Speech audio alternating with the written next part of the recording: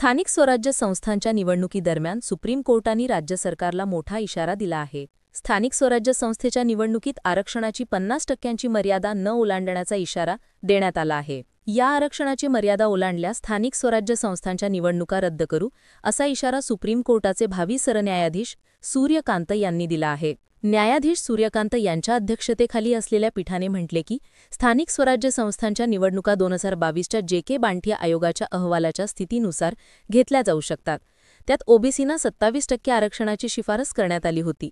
या पीठात न्यायाधीश सूर्यकांत यांच्यासहित न्यायाधीश जयमाल्या बागची यांचाही समावेश होता.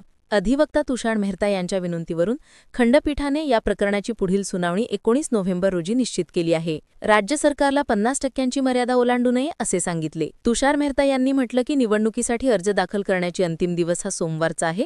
सुप्रीम कोर्टाने मे महिन्याचा आदेशाचा संदर्भ दिला, त्यात निवडणुकीचा मार्ग मोकळा झाला होता. न्यायाधीश बागची म्हणाले, आम्हाला संकेत दिला होता की बांठिया प्रकरणाआधी स्थिती कायम राहू शकते. याचा अर्थ असा होतो की 27%ची सवलत लागू होईल. जर असे असेल तर निर्देश हे न्यायालयाच्या मागील आदेशाच्या विरुद्ध जातील. त्याचा अर्थ असा होईल की आदेश दुसऱ्या आदेशाशी विसंगत ठरेल.